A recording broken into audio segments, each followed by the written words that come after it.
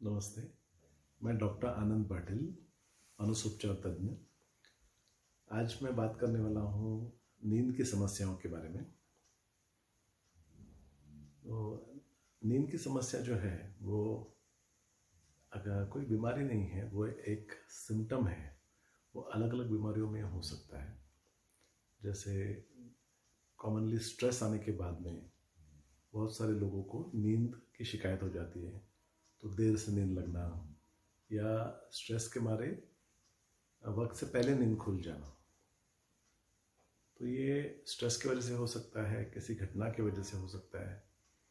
और ये कोई जो सामान्य मानसिक बीमारियां हैं, जैसे डिप्रेशन है, एंजाइटी डिसऑर्डर्स है, साइकोटिक डिसऑर्डर्स है या मैनिक डिसऑर्डर्स में भी ये सिम्टम्स पाया जाता है। तो नींद अगर नहीं आ रही है तो क्या करना चाहिए? इसमें दो तरीके के अप्रोच है।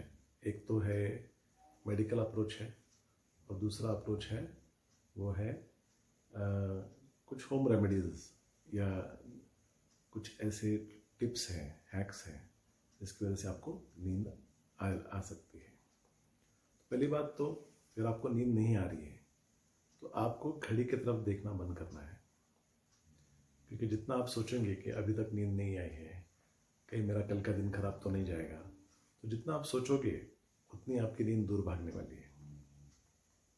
अच्छा, नींद का ऐसा भी है कि अगर आप जिद करोगे कि मुझे जल्दी नींद आनी चाहिए, तो उतना नींद दूर भागेगी।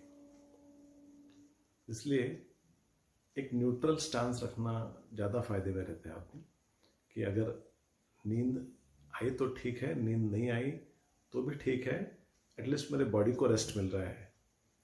तो ये समझकर न्यूट्रल स्टांस रखेंगे तो आदमी रेस्टलेस नहीं होता है, बेचैन नहीं होता है, और इसलिए नींद आने के चांसेस बने रहते हैं। दूसरा, रिलैक्सेशन टेक्निक्स का यूज़ करके भी नींद मिल सकती है, या एटलीस्ट डीप रिलैक्सेशन होने की वजह से आराम हो जाता है। तो रिलैक्सेशन टेक्निक्स में कॉमनली जो यूज़ करते हैं वो है सांस की तरफ ध्यान देना। तो बहुत सिंपल टेक्निक है। तो सारा जो ध्यान है उसको नासिका के तरफ रखना है और अंदर आने वाली सांस और बाहर जाने वाली सांस की तरफ देखना है। तो इससे क्या होता है कि जो मन बहुत बेचैन रहता है, यहाँ जाता है, वहाँ जाता है, यहाँ भटकता है, तो वो जो मन है, जब वो एक जगह पे केंद्रित हो जाता है तो उसे आराम मिलता है। तो आराम मिलने के बाद में फिर नींद लगने के चांसेस बढ़ जाते हैं। तो सांस की तरफ देखने से धीरे धीरे मन शांत होने लगता है। इसमें एक चीज़ आप और ऐड कर सकते हैं, वो है कि आप ये विजुलाइज कर सकते हैं कि अंदर आने वाली जो सांस है वो एनर्जाइजिंग ब्रेथ है, और जो बाहर जाने वाली सांस है वो रिलैक्सिंग ब्रेथ है। तो जो रिलैक्सिंग ब्रेथ के साथ आप अनवाइंड कर सकते हैं, रिलैक्स हो सकते हैं, और अल्टीमेटली आपको नींद आ सकती है। फिर कुछ घरेलू नुस्खे भी हैं नींद के लिए। तो वो है, जैसे अगर आप दूध में जायफल, जिसको नटमेग बोलते हैं, और खसखस की पाउडर अगर मिक्स करके पीते हैं रात को डिनर के बाद में, तो भी कुछ लोगों को नींद आने में मदद होती है।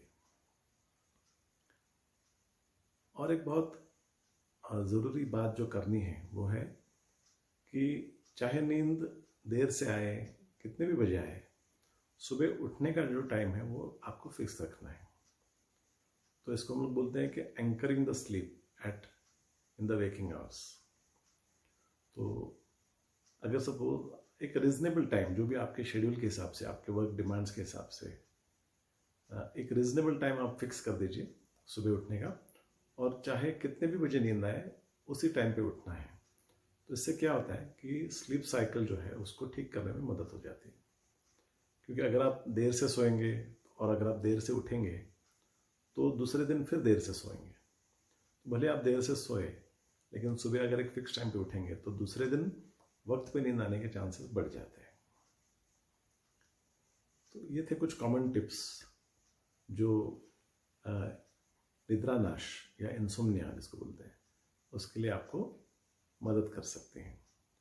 एंड ऑफ कोर्स अगर आपको एंजाइटी डिसऑर्डर है या डिप्रेसिव डिसऑर्डर है या कोई और साइकोटिक डिसऑर्डर्स है तो आपको डेफिनेटली मानसोपचार तज्ञ या साइकेट्रिस्ट की सलाह ज़रूर लेनी चाहिए।